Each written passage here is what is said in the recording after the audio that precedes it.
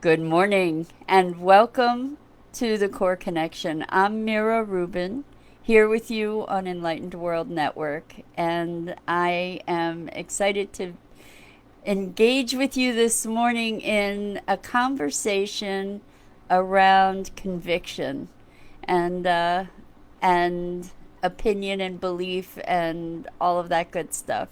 So, before we get started, let's take a minute to settle in and get present. Let's take a deep breath in through your nose and hold it and imagine wonderful oxygen just pouring into your lungs and moving into your bloodstream, enlivening all your organs, all your cells. And as you exhale, exhale any tension. And let's take another deep breath in through your nose. And this time, imagine sparkling white light coursing through every molecule in your being and connecting you to the universe beyond. And exhale any tension. And then let's just gently press our palms together and softly, softly, softly rub your fingers against your palms and feel the tingling and the tickling in your fingers and your palms. And come present right here, right now. So, welcome.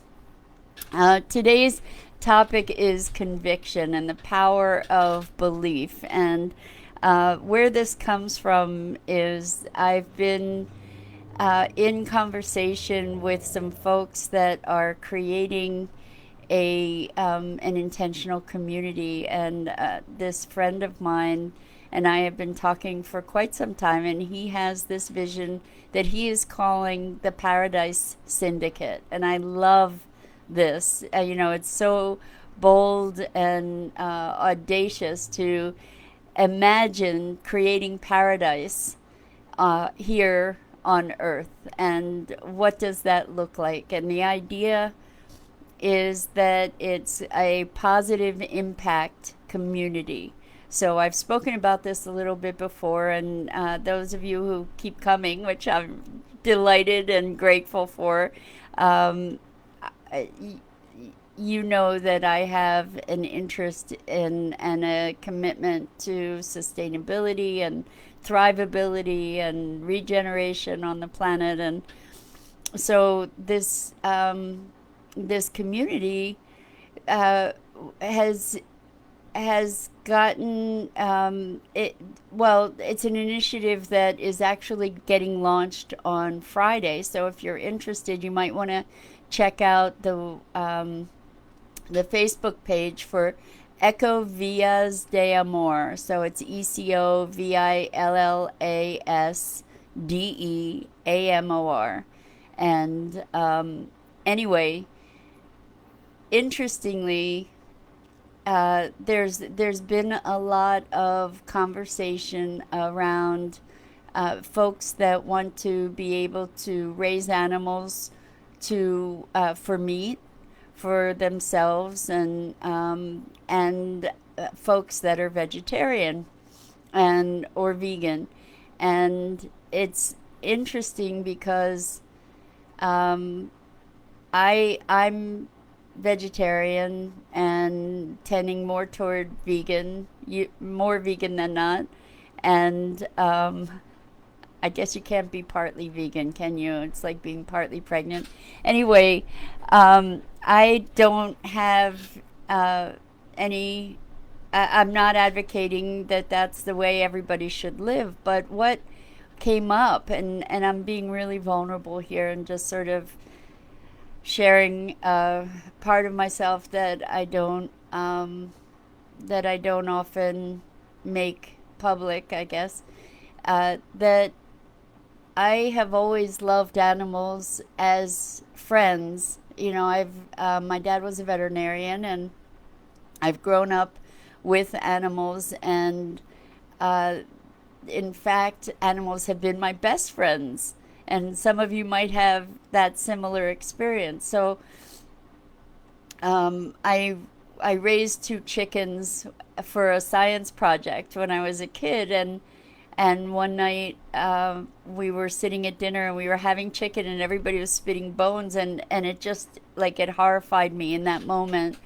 And that was the first time I went vegetarian. So anyway, there's this conversation The reason that I'm bringing this up is because I think it's really important for us to be looking at our convictions. And so I'm giving you a very personal example, and one that has been kind of enlightening to me, like connecting me with a deeper part of myself that I had separated from. And I'm just going to share that with you. So there's a conversation about folks that want to be able to raise animals for meat as part of this community. And there was a questionnaire, and on the questionnaire was a question saying, hey, would you have a problem with that? And as I touched in, despite the fact that so many of our other values seem to be in very great alignment, as I tapped in, I recognized that it, in my heart, not in my head, but in my heart, it wasn't okay with me. And now I don't know if anybody's writing comments. I thought I had resolved the comment issue. I haven't seen any comments yet, so um, I don't know if that means that we're having problems with them or not. But regardless, I encourage you to write comments. I'm not making people wrong who eat meat. I'm just saying personally, it's a deep felt emotional thing for me. Um, when I connect with animals, right? And life as sacred. And it's not to say that there aren't inconsistencies in me and my whole ideology, that's not what I am having this conversation with you. The reason I'm having this conversation is because I want to look at this notion of conviction. And my friend has been really looking at ways to be able to reconcile the meat and or the raising animals for slaughter and the no raising animals for slaughter conversation as to what would fill the greatest good and what would serve the greatest number of people. And what was so surprising for me in this conversation, and I'd like you to hear this from a meta point, not as, not necessarily specifically related to this issue, because, like I said, I'm not vilifying anybody that makes different choices than I make. Um, but what I realized is, as a vegetarian, with meat being such an important or such a pervasive part of our food culture in the United States, what I just started touching into and thinking about this community was that I really don't want it there. And what I realized is that in order to function in society, what I have had to do was numb myself to the practice of the culture, to be okay around people that are eating meat, to be okay with going to the supermarket and seeing big counters full of meat, and to numb myself to my sensibilities, my connection to my own heart. And as I have encountered this question, I have to say it was such a surprise to me to see how deeply I had numbed myself and separated myself from my heart. And what what I encourage my friend to do in the face of this conversation was not to be trying to find a solution from his head. Because when we look for solutions from our head, in frequently in violation of our hearts, what happens is we separate ourselves, from our deepest selves. And for me, what I came to realize in this personal and particular circumstance was that it was a deal breaker for me. You know, um, if there is animal raising for slaughter on this property, that it's not the property for me. And like I said, I don't begrudge anybody their personal choices. I just don't want that in my face, in my community, if I'm creating an intentional community. And it was a revelation to me. And I started looking at, well, is there a way that I personally can compromise? And my head would find ways to compromise. My head would say, yes, there are. And when I touch into my heart, at what I realize is that this for me is not something that I can negotiate on. And I think that there are so many circumstances in our lives and in our culture where we operate from our head rather than our hearts.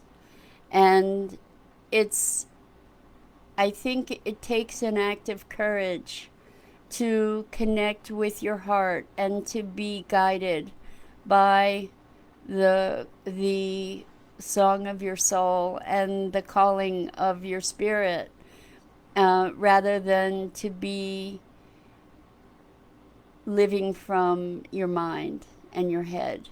And I think if we were able to connect more deeply in most circumstances in life with the calling of our soul and the impulse of our hearts, that the world would be a very different place. And I'm not presuming that we all have the same sensibilities by any stretch of the imagination. But I I know that if we honor that deep sense of self and that deep presence that we have within our hearts, then then life will be a different experience. We will be more whole. And coming to terms with this for me, personally, is actually really challenging, because I live in a culture that doesn't doesn't hold the same values, and I wonder if the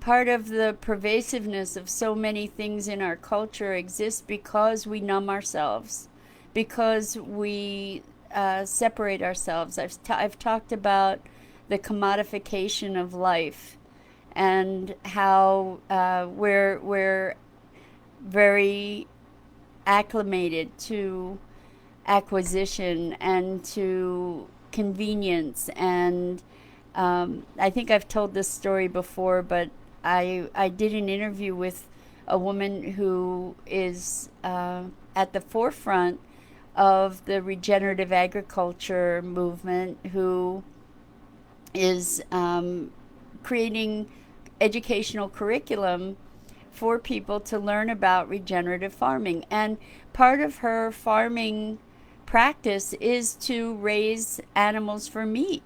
And she has a bunch of meat chickens, as she calls them. And she recounted a story with a family that had come to visit the farm, and she was giving people a tour, and she said, okay, now we're going to go over to where the meat chickens are. And one of the moms grabbed her kid and said, wait a second, what do you mean the meat chickens?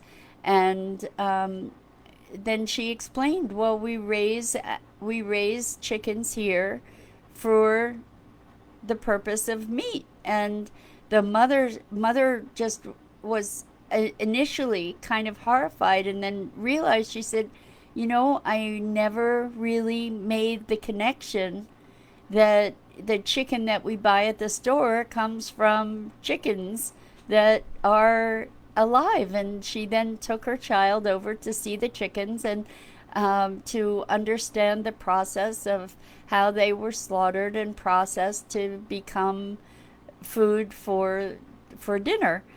And she made that mom then made a decision and a commitment to buy their chickens from this farm. And uh, this this is more conscious awareness. And I think that if you are connected to the fact of life, and if you can be present to that, eating meat as part of that cycle, then that all power to you, to but I think so many of us have been acclimated to the supermarket and finding our food, whether it's vegetables or meat or other foods, finding them in packages in the supermarket, and have no connection to where they came from, where that food came from, and what is behind it, and the processes of how the chicken that we have available to us in the supermarket is even there on the shelves.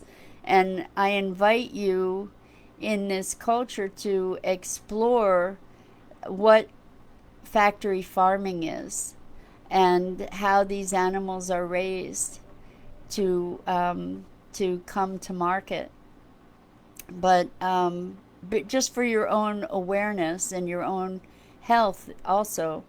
But anyway, back to the idea of conviction.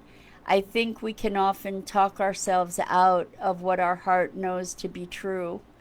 And in doing so, there's a tremendous cost to that. I'm not seeing comments, by the way. So we're back to yesterday. I was so excited because I saw comments, and then I realized I had posted the I had posted the Facebook Live to the wrong page. I put it on my own page initially, so comments worked there, but not so much here. And I'm sorry about that, because I am hoping that you're engaging in a conversation around this. And conviction and personal morality.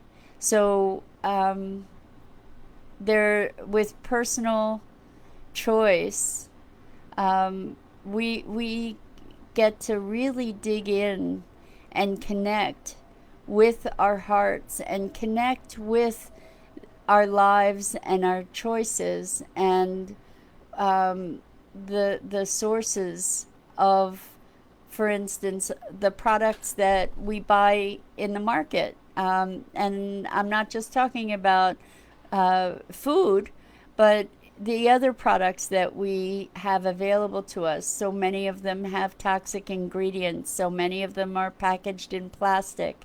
And so many of them are like single use packaging. And what we need to be looking at is being more conscious and connecting with ourselves and our environment more deeply, and with heartfelt and heart guided decisions and awareness. So I invite you to look at the choices that you make in life and feel into the conviction behind them, and discover for yourselves what for you is sort of a non-negotiable topic. What for you is a place where your heart is really emphatically clear about your personal choice, and move from that place of deep connection and deep authenticity, because I believe that we can